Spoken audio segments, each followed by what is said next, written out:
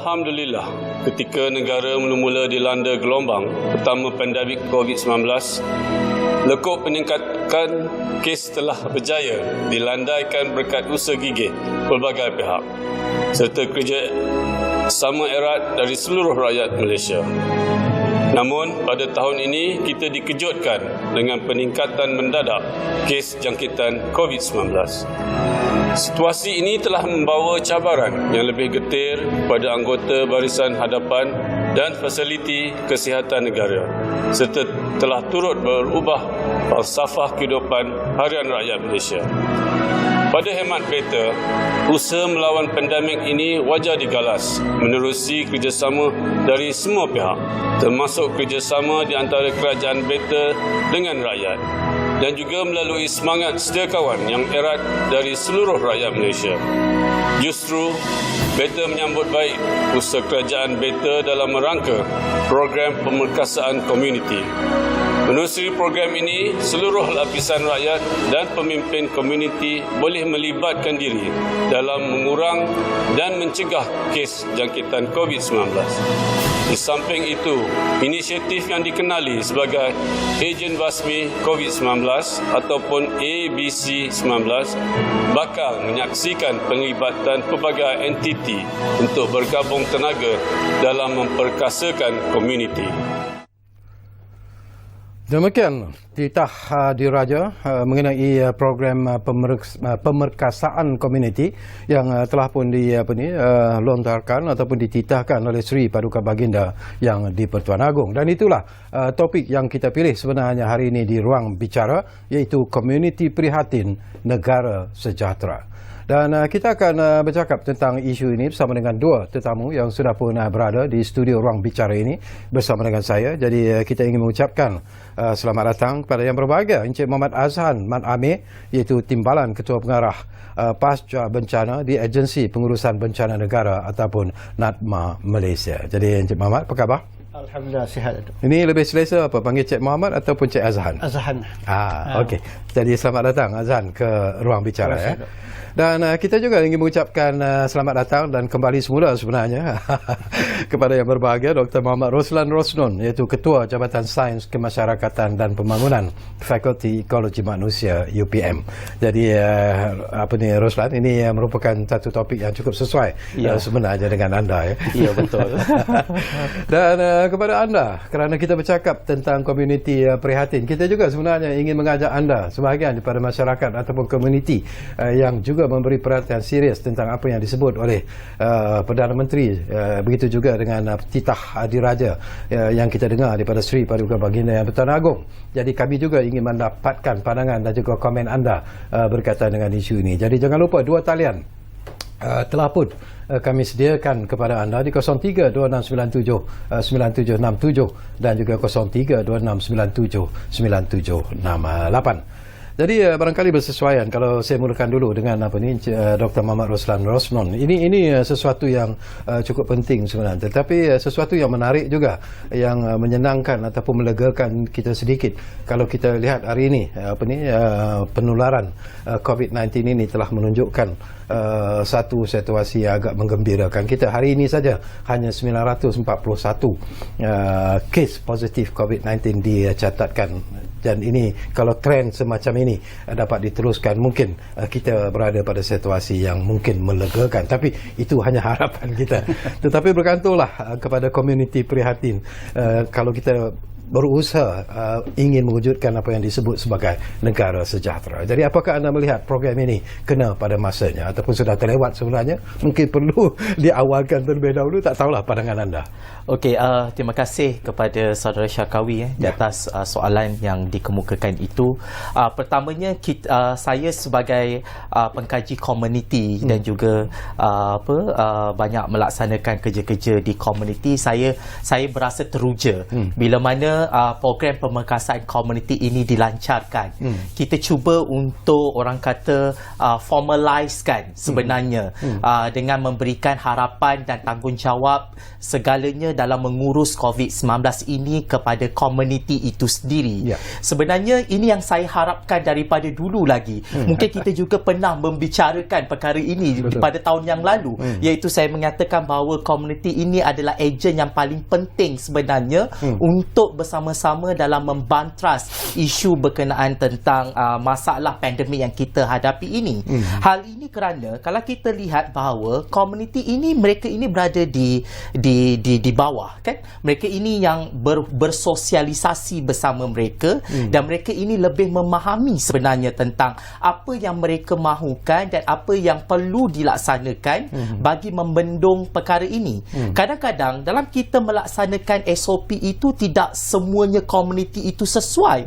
Kan? Sama juga dalam hebahan yang kita berikan kepada komuniti. Ada hebahan yang betul-betul sampai kepada komuniti, ada hebahan yang kita rasa itu sudah cukup baik tetapi ia tidak sampai kepada komuniti atas dasar beberapa faktor yang menghalang mereka untuk memahami. Sebagai contohnya, kalau saya berikan kepada orang asli sebagai contohnya, orang asli memerlukan bahasa mereka untuk disampaikan dengan lebih mudah, infografik yang lebih orang kata sesuai dengan adat dan budaya mereka supaya mereka lebih memahaminya. So bila mana kita wujudkan program pemerkasaan komuniti ini seperti mana yang telah dilancarkan ini, kita juga mengaktifkan jawatankuasa di peringkat komuniti. Ini juga telah saya sebutkan dahulu. Hari ini kita melaksanakannya sebab apa? Komuniti itu perlu menjadi sebahagian daripada jawatankuasa pandemik ini. Sebab mereka perlu juga mempunyai kuasa dalam pembuatan keputusan untuk mereka menentukan tentang hala tuju ataupun tindakan-tindakan yang sesuai kepada komuniti mereka. So ini perkara yang sangat baik saya kira sebab komuniti terlibat sama di dalam melaksanakan inovatif mereka dari segi kolektiviti mereka untuk sama-sama menangani masalah ini. Apa yang paling penting saya kira di sini adalah bila disebut tentang mengaktifkan jawatankuasa ini disebutkan kepada pemimpin-pemimpin yang di kalangan komuniti. Saya ingin mengambil perkara ini dengan sepatutnya kita bukan hanya melibatkan pemimpin sahaja, tetapi kita perlu melibatkan semua ahli komuniti. Perlunya ada wakil belia, perlu adanya wakil wanita di dalam jawatankuasa itu supaya mereka ini boleh menjadi sebahagian daripada jawatankuasa tersebut dan mereka juga boleh menjadi daya penarik sebenarnya kepada ahli komuniti untuk bersama-sama menangani wabak ini. Okey, nanti kita sambung lagi Dr. Roslan. Menarik sebenarnya isu yang anda bangkitkan. Tapi saya juga nak dapatkan pandangan daripada Tuan Azhan sendirilah, yang berada bersama dengan NADMA, dan kita tahu NADMA juga sebenarnya menjadi antara agensi yang cukup penting sebenarnya dalam usaha untuk membantu rakyat Malaysia menghadapi apa yang disebut sebagai pandemik COVID-19 ini. Tetapi pada pandangan anda secara ikhlas je, apakah Azhan melihat bahawa walaupun kita dilanda satu pandemik yang mungkin tak pernah kita impikan, tak pernah kita bayangkan sebenarnya, apakah reaksi rakyat Malaysia dalam menghadapi situasi ini? Apakah mereka berada pada laluan yang sewajarnya ataupun masih lagi sebenarnya bertanya-tanya bagaimana dan apa yang perlu dilakukan dan sebagainya? Okey, pertamanya sebelum saya menjawab kepada apa yang ditimbulkan oleh saudara Sekawi, bagi pihak NADMA, kami ingin menzahirkan rasa penghargaan dan terima kasih kami kepada Kebawah Duli Yang Maha Mulia Seri Paduka Baginda Yang Bertuan Agong di atas titah ucapannya dalam program pemerkasaan komuniti, dan juga ucapan terima kasih kepada Yang Amat Berhormat Perdana Menteri di atas perkara yang sama. Dan cakap tentang pemerkasaan komuniti, sebenarnya kita telah pun mulakan sejak pada tahun lepas lagi pada mulanya COVID. Cuma pada waktu itu lebih kepada pada kempen-kempen untuk menggalakkan komuniti untuk bergerak. Dan bila bermula tahun ini pihak kerajaan merasakan bahawa komuniti perlu segera digerakkan, dan pada 11 Januari yang lalu Perdana Menteri telah pun mengarahkan untuk pihak NADMA untuk memberi penekanan yang lebih kepada community leaders di setiap komuniti ini untuk sama-sama mengambil tindakan-tindakan aktif bagaimana mereka boleh melindungi dan pertahankan anggota komuniti mereka daripada dijangkiti oleh wabak COVID-19. Dan bila kita cerita tentang kepimpinan komuniti, sebenarnya kita melibatkan juga doktor dari segi keseluruhan AJK komuniti tersebut, yang mana mereka inilah yang bertanggungjawab untuk menggerakkan the whole society members untuk sama-sama untuk mengambil tindakan yang perlu.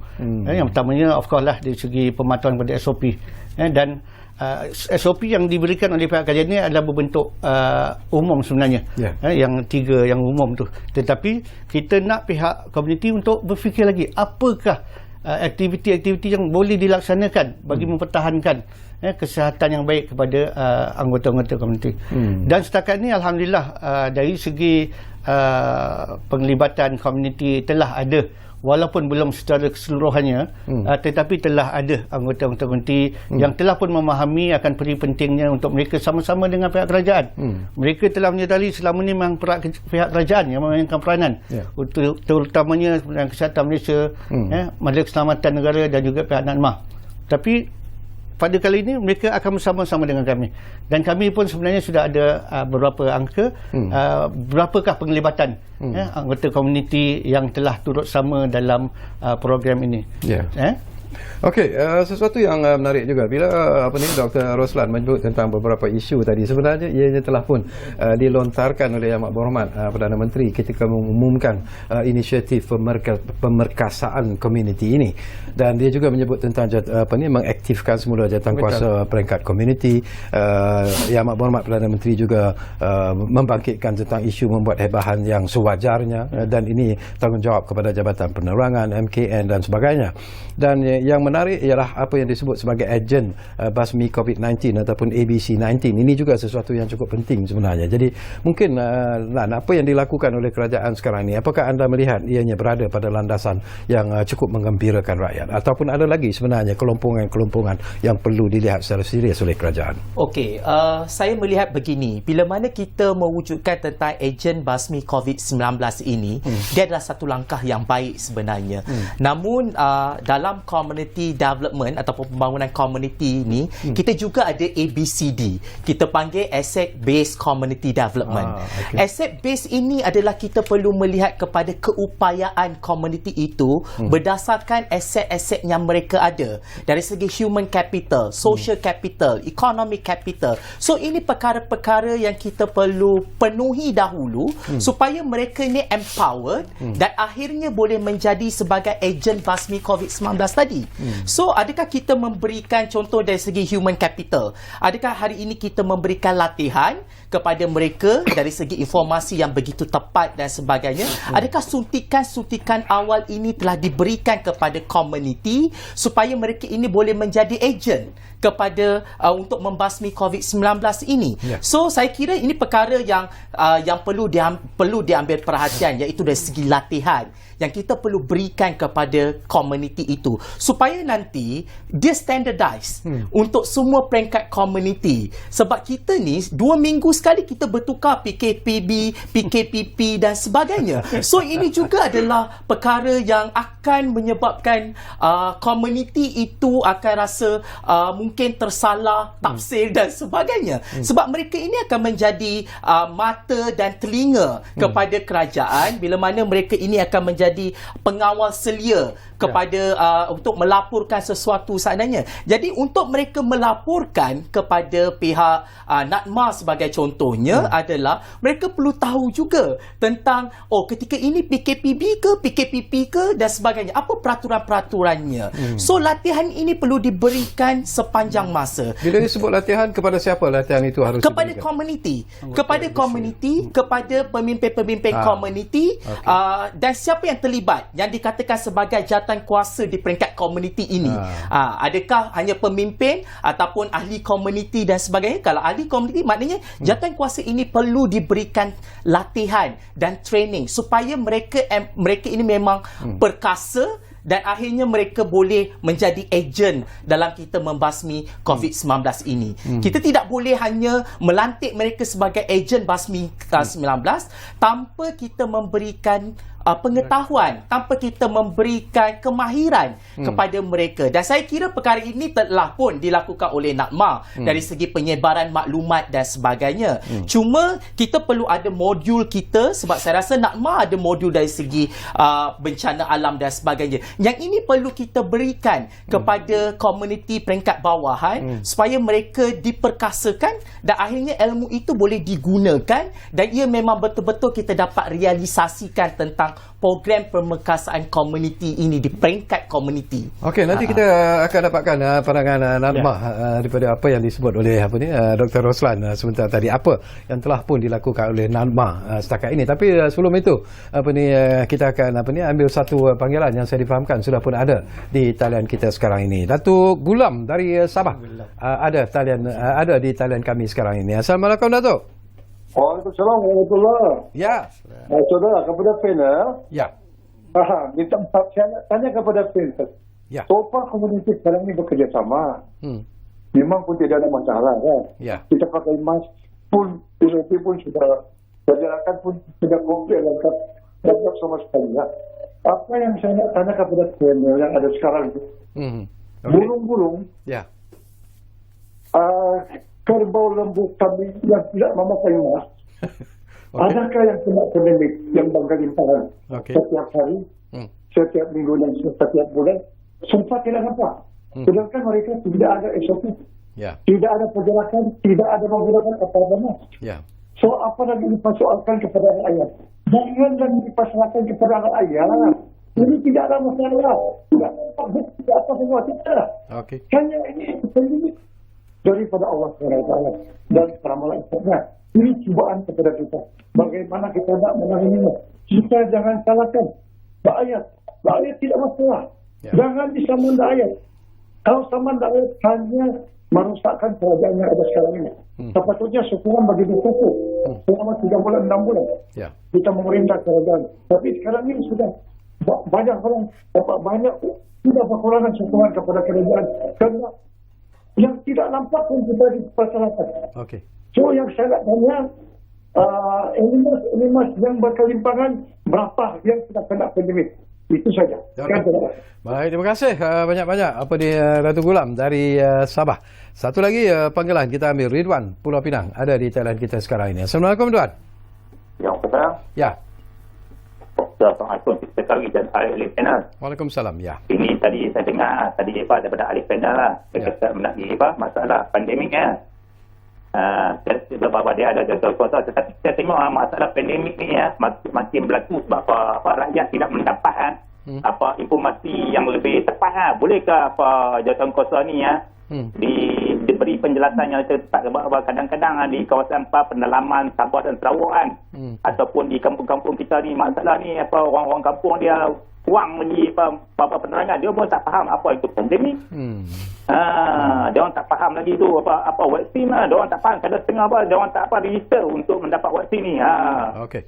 Jadi itu yang tadi ahli panel sebut mengetikkan pemerkasaan dan ejen dapat informasi tepat tu, minta ahli panel ulas dalam hari ni. Terima kasih, wassalam. Terima kasih banyak-banyak Ridwan dari Pulau Pinang. Baik, rasanya apa yang dibangkitkan dari Ridwan tu telah pun disentuh sebenarnya oleh tetamu kita tadi, Dr. Muhammad Roslan. Tapi tak apa, nanti mungkin kita lebih mendalam, nanti kita dapatkan pandangan daripada beliau. Apapun kita berehat dulu buat seketika. Guna 2 talian yang kami sediakan kepada anda.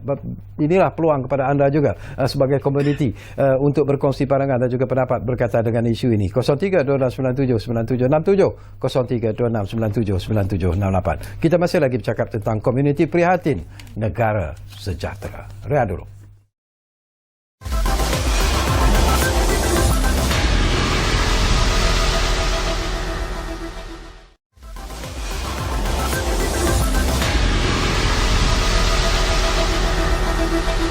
Okey, kita akan balik semula ke ruang bicara ini. Komuniti prihatin negara sejahtera, itu topik yang menjadi pilihan kita di ruang bicara ini. Menarik kalau kita boleh dapat pandangan Encik Azlan tentang peranan yang dimainkan oleh NADMA sendiri dalam menghadapi situasi pandemik COVID-19 ini. Okey, bagi pihak NADMA, bila mana berlaku satu bencana, apa yang kita gerakkan, kita akan menggerakkan struktur yang telah kita ada. Secara ringkasnya, kerana kita di setiap peringkat pusat, negeri dan daerah, kita ada tadbir urusnya. Dan di peringkat daerah adalah jawatankuasa pengurusan bencana daerah, di mana kita menggunakan pakai struktur yang ada ini, yang dikotai oleh pegawai daerah bagi daerah-daerah tersebut, di mana keahliannya adalah meliputi kebanyakan agensi-agensi kerajaan yang berada di daerah-daerah tersebut, termasuklah Angkatan Pertahanan Awam Malaysia sebagai sekretariat, dan kita ada juga Jabatan Kesihatan Daerah JKD. Kalau di peringkat negeri, kita ada Jabatan Kesihatan Negeri. Jadi NADMA menggunakan pakai tadbir urus ini dalam konteks ABC. JPBD inilah yang akan mengenal pasti komuniti-komuniti yang boleh untuk dilibatkan dalam program ABC ini. Dan JPBD inilah yang akan memberikan segala pemakluman bagaimana sesuatu informasi tersebut boleh diperolehi untuk disebarluaskan kepada komuniti. Tadi ada soalan daripada siapa nama? Ridwan. Cik Ridwan. Cik Ridwan daripada Penang. Yang menyatakan bahawa ada masalah di peringkat bawahan sana, terutama Sabah dan Sarawak, yang kadang-kadang masyarakat sendiri pun tidak memahami apakah itu pandemik COVID-19. Dan bila kita bercerita tentang information ni, kita pun sendiri maklum.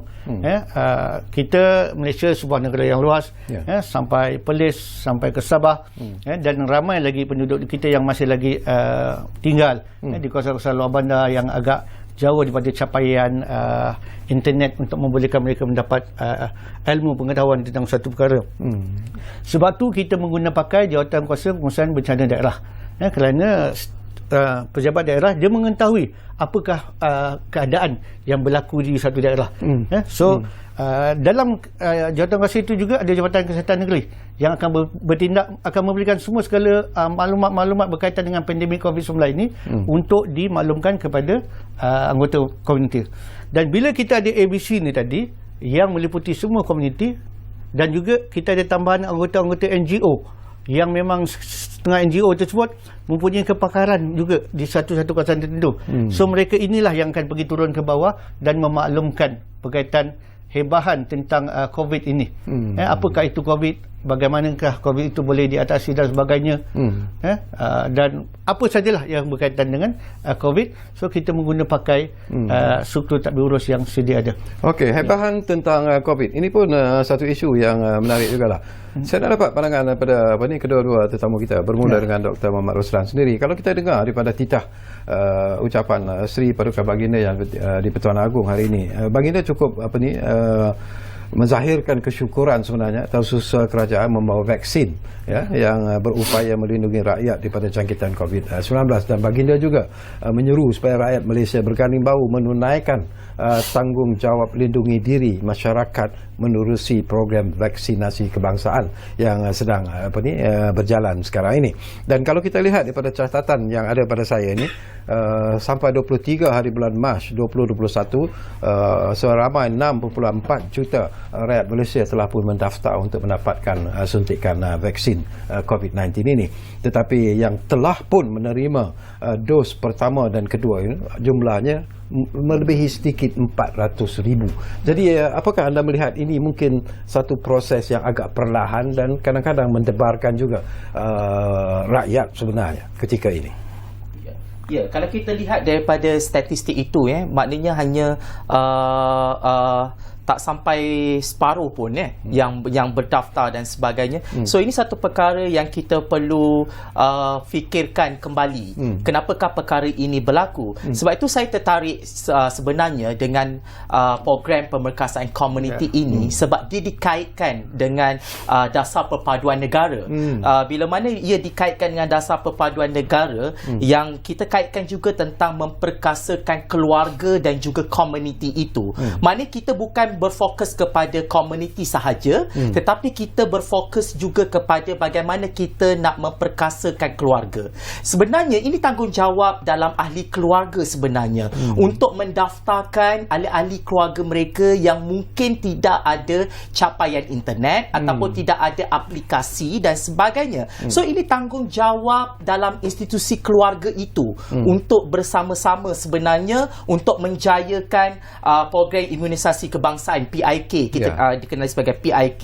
Jadi saya kira ini yang kita katakan dia betul-betul berada di bawah, yang kita katakan apa orang kata bottom up tu kan, yang ni sebab dia mesti bermula dengan keluarga, barulah akan menjadinya komuniti. Jadi keluarga ini perlu memainkan peranan mereka untuk memberikan bukan setakat kesedaran dan sebagainya, malah mereka ini perlu bersama-sama untuk membendung sebenarnya pandemik 19 ini. Jadi apa yang kita, keluarga boleh lakukan, mereka boleh membantu dari segi pendaftaran di kalangan ahli keluarga. Mereka juga boleh menyebarkan informasi dengan menerangkan dan sebagainya kepada golongan yang lebih tua ataupun berusia dalam keluarga. Sebagai contohnya macam masyarakat orang asli yang mungkin warga tua kurang sikit dari segi teknologi sebagai contohnya, anak-anak muda ini boleh menerangkan kepada ni. Sebab itu intergenerasi ini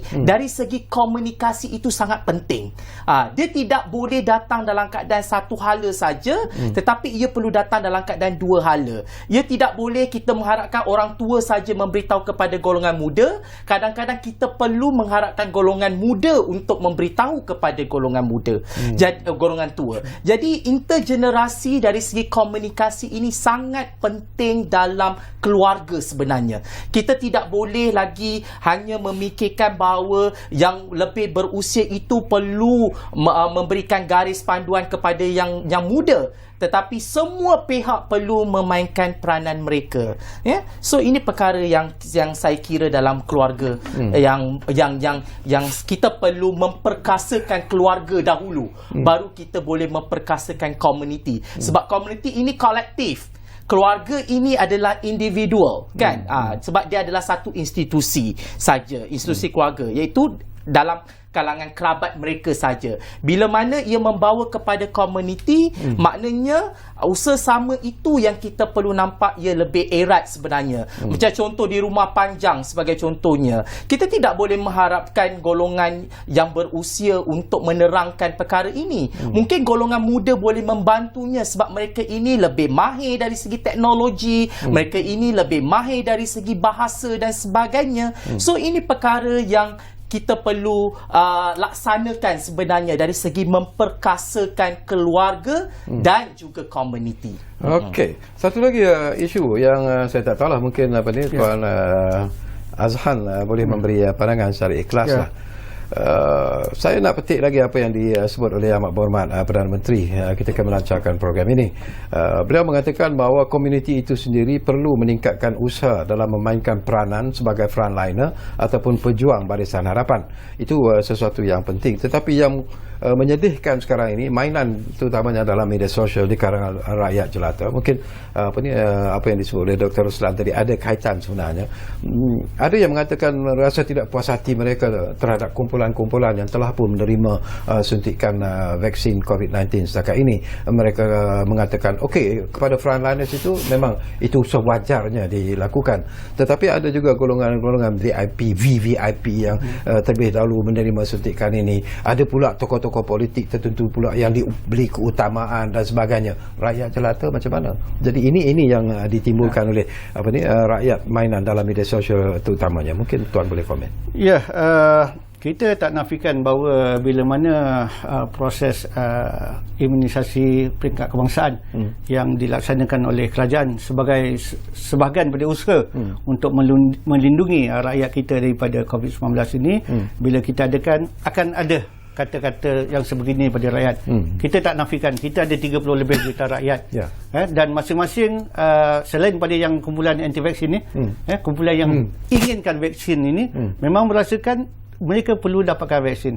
Dan of course lah, bagi pihak kerajaan telah pun ditetapkan kumpulan-kumpulan yang mana yang harus mendapatkan suntikan vaksin ni dahulu. Seperti yang kita sudah maklum bahawa kumpulan yang pertama adalah kumpulan frontliners, yang frontliners daripada kesihatan, daripada PDRM dan sebagainya. Dan kemudian kita juga pergi kepada kumpulan-kumpulan yang berisiko. Dan kemudian kita pergi juga kepada kumpulan-kumpulan yang umum. Jadi maknanya sekarang ni kerajaan ada strategi bagaimana untuk pemberian vaksin tersebut. Dan kalau ada pandangan-pandangan atau pemerhatian daripada anggota masyarakat, adanya kes-kes yang seperti yang ditimbulkan oleh tuan sebentar tadi, mereka boleh buat aduan dan sebagainya. Pihak kerajaan akan memastikan bahawa pemotongan queue dan sebagainya untuk giliran mendapat vaksin ni akan kita tangani secara baiknya. Itu maknanya ini pandangan masyarakat lah tentang pasal kebanyakan masyarakat memang memerlukan vaksin. Betul. Sebenarnya. Betul. Baik, satu lagi hujah yang ataupun petikan daripada apa yang disebut oleh Amat Berhormat Perdana Menteri, aktiviti pemantauan di kawasan komuniti itu juga amat perlu sebenarnya untuk memberi kesedaran kepada rakyat, pada komuniti, betapa pentingnya peranan yang perlu mereka mainkan dalam usaha untuk melawan penularan COVID-19 ini. Apa yang dimaksudkan sebagai aktiviti pemantau? Bagaimana pemantauan ini perlu dilakukan, Doktor? Okey, sebelum saya nak menjawab kepada persoalan tentang pemantauan itu, sebab itu tadi saya cuba bangkitkan mengenai tentang latihan dan kemahiran yang kita berikan. Sebab bila mana mereka melakukan pemantauan itu, sudah pasti mereka akan melaporkan kepada sesuatu, kepada pihak yang tertentu. Jadi prosedur ini perlu mereka fahami supaya tidak akan wujudnya konflik di kalangan komuniti. Kita tak nak nanti bila mana komuniti itu melaksanakan pemantauan and then dia melaporkan kepada mereka yang salah dan sebagainya. So ini akan memberikan satu konflik nanti di dalam komuniti. Akhirnya masalah komuniti itu akan jadi masalah lain pula, kan? Jadi ini perkara yang latihan dan juga kemahiran ini sangat penting sebenarnya diberikan kepada komuniti supaya komuniti tahu bagaimanakah prosedur dari segi pemantauan yang mereka laksanakan, apakah batas dari segi kuasa yang diberikan kepada komuniti itu untuk melaksanakan pemantauan itu juga adalah sangat penting supaya ia jelas untuk membezakan dari segi kuasa yang ada pada komuniti, jawatan kuasa komuniti itu tadi, dan juga kuasa daripada pihak berkuasa, iaitu agensi kerajaan yang terlibat di dalam proses pemantauan itu. So ini perkara yang perlu dijelaskan kepada pihak komuniti supaya mereka benar-benar terlatih dan mahir dari segi membuat pelaporan, dari segi menentukan siapakah yang perlu yang perlu mereka laporkan, apakah kesalahan-kesalahan yang telah kita kita katakan ialah tadi macam PKPP apa bentuk larangan ataupun yang ini, PKPB bagaimana pula. So ini perlukan kemahiran sebenarnya dari segi pemantauan itu tadi, supaya pemantauan itu berlaku dalam keadaan adil, pemantauan itu tidak menyebabkan konflik yang mendatang, dan pemantauan itu memang benar-benar berkesan supaya kita sama-sama dapat membasmi pandemik COVID-19 ini. Okey, Azan, ini pun isu yang penting jugalah, perlu kita fikirkan secara serius. Kita berusaha untuk mewujudkan apa yang disebut sebagai komuniti prihatin negara sejahtera. Itu satu harapan yang cukup besar. Tetapi ada juga pihak yang mengatakan bahawa apa yang dilakukan oleh kerajaan sekarang ini lebih bersifat politik. Ada parti-parti politik yang menggunakan isu COVID-19 ini dalam usaha kononnya untuk mengukuhkan kedudukan mereka. Ada juga parti-parti politik yang mengatakan bahawa mungkin menyeru ahli-ahli mereka supaya tidak menyokong apa yang ingin dilakukan oleh kerajaan ketika ini, kerana ini dianggap sebagai satu taktik politik, bukan untuk melindungi rakyat. Itu yang saya katakan tadi, kita bila kita turun ke bawah, kita melibatkan komuniti, kita berusaha dengan lebih 30 juta orang, dan of course akan banyak tanggapan, pandangan dan sebagainya. Dan bagi pihak kerajaan, apa yang kita buat sekarang ni, bila kita kata nak bentuk komuniti prihatin negara sejahtera, maknanya kita memang bersungguh-sungguh untuk nak mewujudkan satu komuniti yang betul-betul prihatin kepada keadaan ahli komuniti mereka. Kerana komuniti adalah satu aset kepada negara. Kalau mereka berada dalam keadaan sihat dan sebagainya, maka insya-Allah akan sihatlah negara tersebut. Jadi kalau ada pandangan-pandangan yang mengatakan bahawa apa yang kita buat ni ada kaitan dengan politik tertentu, parti-parti tertentu, pada pandangan saya, kita lupakanlah, kita ketepikanlah. Kerana ini adalah antara usaha yang terbaik daripada pihak kerajaan untuk menggerakkan anggota komuniti kita sama-sama melindungi ahli komuniti. Pandangan Roslan dalam isu inilah. Kita kena faham begini. Dalam kita membangunkan komuniti atau kita ingin memperkasakan komuniti, kita perlu wujudkan satu kesatuan dalam komuniti. So komuniti perlu ada rasa sense of belonging terhadap tindakan ataupun program yang kita laksanakan.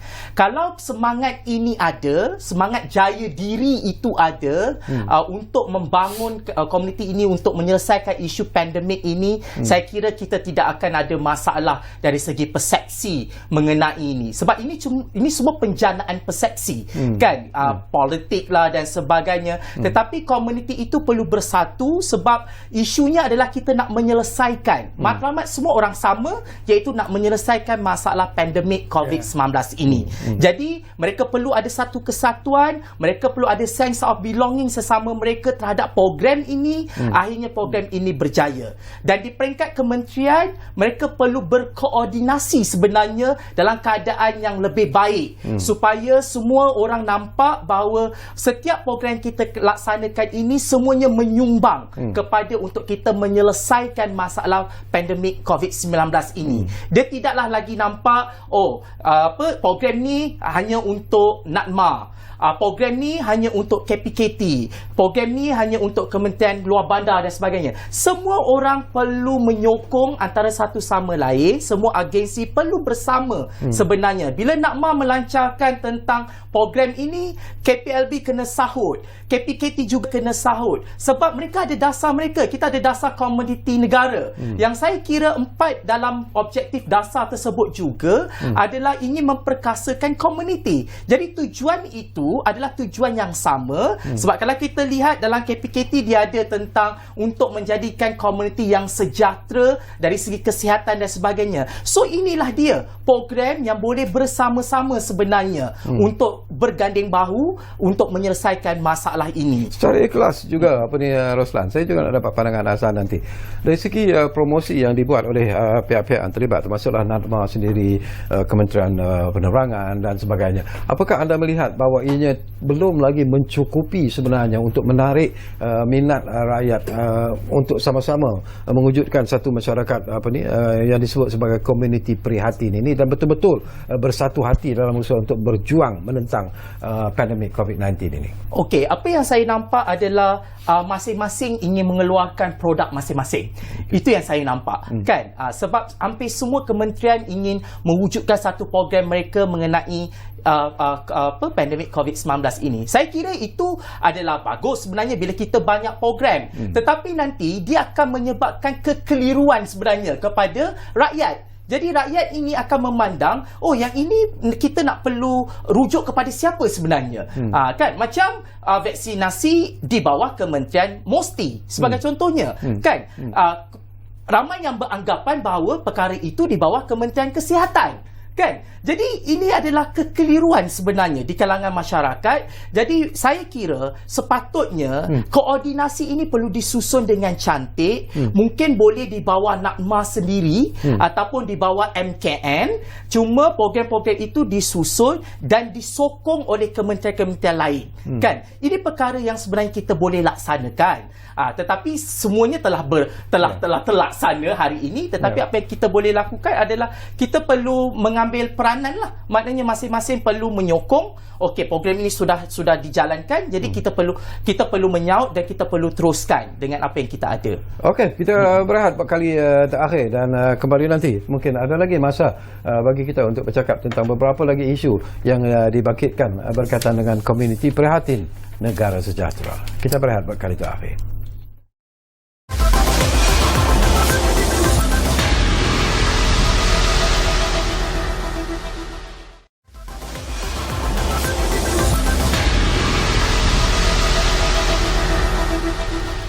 Baiklah, kami berterima kasih kerana anda masih lagi bersama kami di Ruang Bicara ini, masih lagi bercakap tentang komuniti prihatin negara sejahtera, dan tentunya kita masih lagi bersama dengan Encik Muhammad Azan Mat Amir, itu Timbalan Ketua Pengarah Pasca Bencana di Agensi Pengurusan Bencana Negara atau NADMA Malaysia, dan kita juga tentunya masih lagi bersama dengan berbahagia Dr. Muhammad Roslan Rosnon, iaitu Ketua Jabatan Sains Kemasyarakatan dan Pembangunan Fakulti Ekologi Manusia UPM.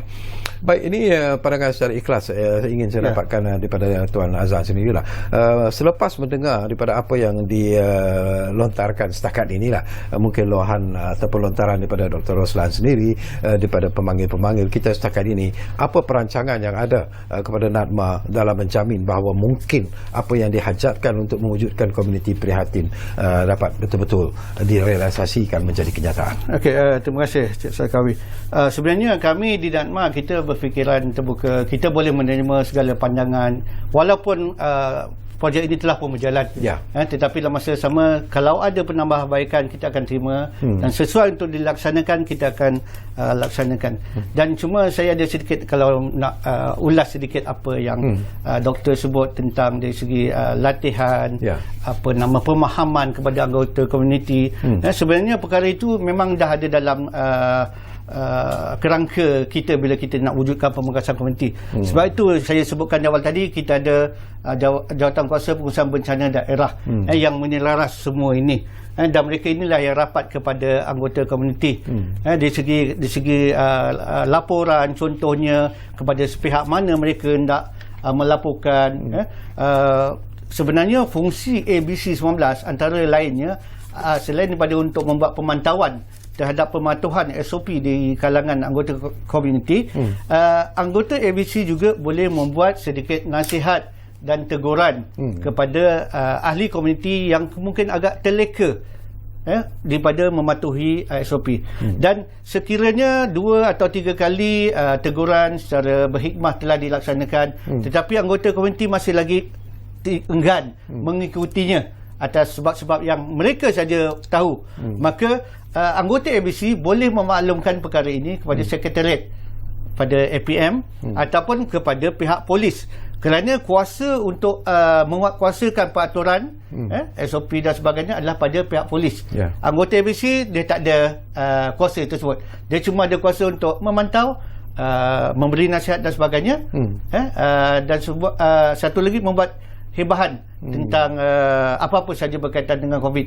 Dan yang keempat yang baru yang kita terima untuk tugasan ABC 19 adalah untuk membantu pendaftaran vaksinasi dari kalangan anggota komuniti, terutama komuniti yang memang terpencil kedudukannya. Kalau mereka ada line internet dan sebagainya, mereka anggota ABC akan membantu untuk mendaftar menggunakan My Sejahtera dan sebagainya, ataupun penggunaan telefon dan sebagainya. Tetapi kita kena ingat bahawa ada juga sebilangan rakyat kita yang tersisih daripada coverage internet dan sebagainya. Maka mereka inilah yang akan didatangi, disantuni oleh anggota ABC 19 kita, yang merupakan anggota komuniti dan juga NGO, untuk membantu bagaimana mereka boleh mendaftar.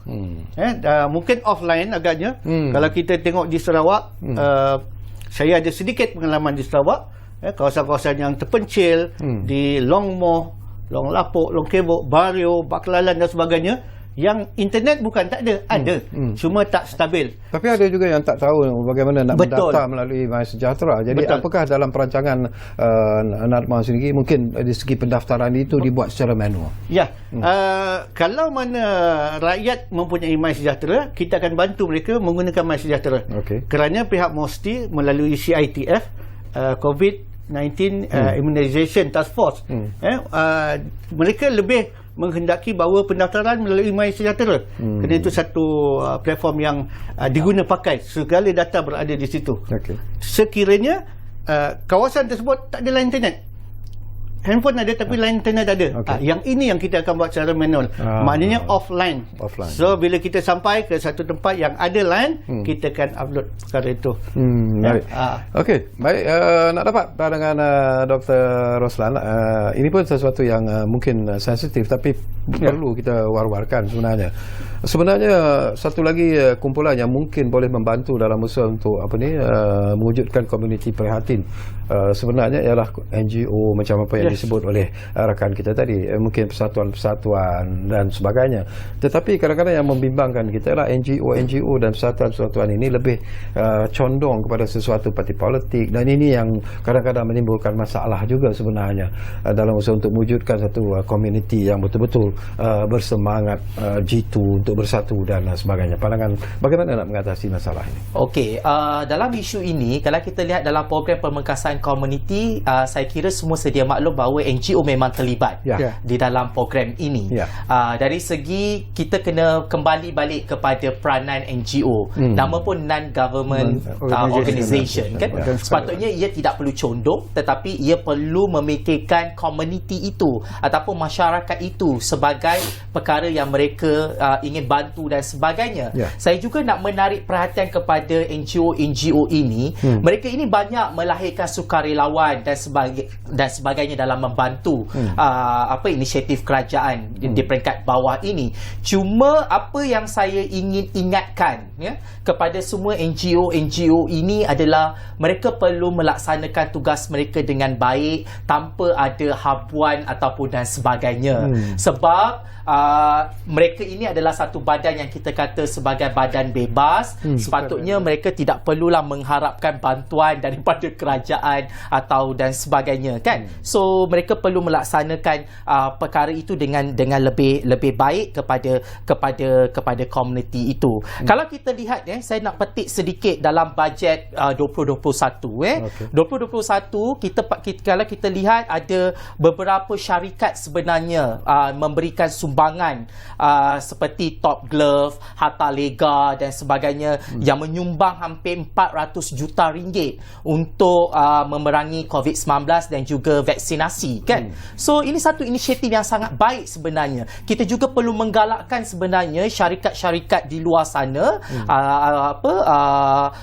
syarikat-syarikat gergasi untuk membantu sebenarnya kerajaan untuk sama-sama kita memerangi COVID-19 ini. Mungkin NGO tidak ada keperluan tidak ada orang kata kekuatan dari segi keuangan, tetapi kita boleh menggunakan khidmat NGO untuk sukarelawan dan sebagainya, maksudnya tenaga manusia. Tetapi untuk keuangan itu mungkin kita boleh mohon bantuan daripada syarikat-syarikat besar, multinasional dan sebagainya untuk sama-sama membantu kerajaan dari segi pemberian dana dan sebagainya, terutamanya kepada NADMA. Sebab NADMA juga ada tabung mereka sendiri yang boleh digunakan untuk membantu, dari bukannya untuk menyelesaikan masalah COVID-19 saja, tetapi semua berkaitan tentang isu-isu berkenaan bencana alam kan. Okey, komen sikit Dr. Roslan.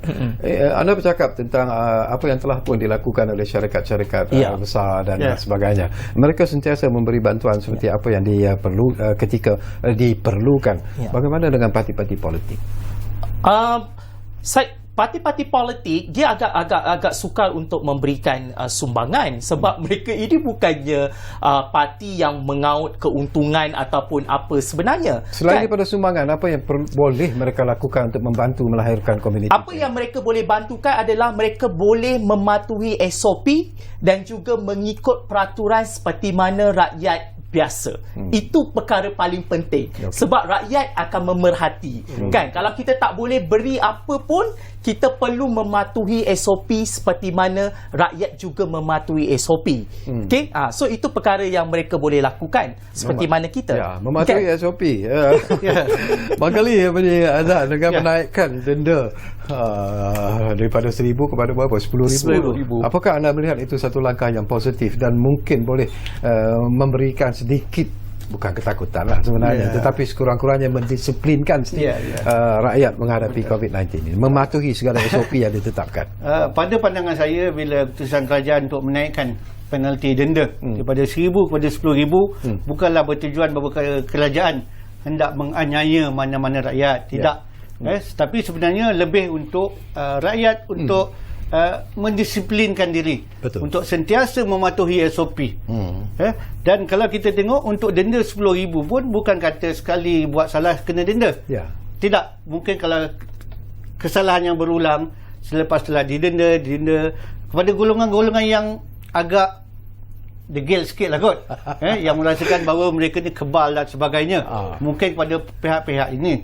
Tetapi ia sebenarnya kalau ada pun denda 10,000 kepada pihak-pihak tertentu, kita jadikan ia sebagai satu pada rakyat Role model. Maknanya kita kalau tak nak kena, kita jangan buatlah. Jangan buat. Patuhi SOP. Patuh SOP. Selamat 10,000. Selamat. Even 1,000 pun insya-Allah akan selamat. Betul. Mana saya nak tekankan di sini, kerajaan tidak berhasrat pun. Ya. Untuk menganiaya mana-mana rakyat. Okey. Yang penting rakyat jaga. Okey, ada 1 minit saja lagi kata-kata terakhir dan juga pesanan terakhir daripada Dr. Roslan. Saya petik ini Lan, ini menarik sebenarnya apa yang disebut oleh Ahmad Mohamad Perdana Menteri lah. Pemerkasaan komuniti adalah senjata dalam usaha membendung penularan virus COVID-19. Ya atau tidak? Ya.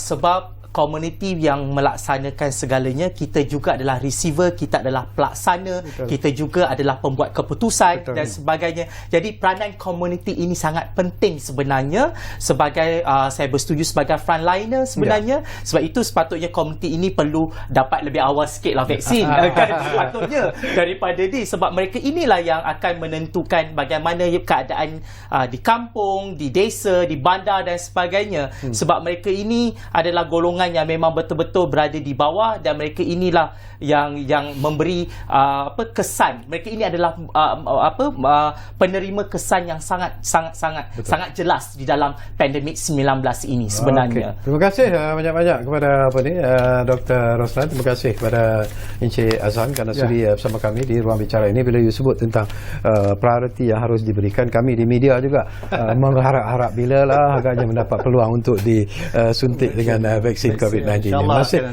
Kami masih lagi menunggu. Jadi mungkin orang Natma boleh mengetengahkan isu kami ini kepada pihak-pihak tertentu. Baik, terima kasih kepada anda menumpukan perhatian bersama kami di ruang bicara ini. Dan jangan lupa, kita masih lagi berjuang menentang COVID-19. Jadi seperti biasalah, patuhilah segala SOP yang ditetapkan. Kita jaga keluarga kita, dan yang penting kita jaga negara kita. Jumpa lagi.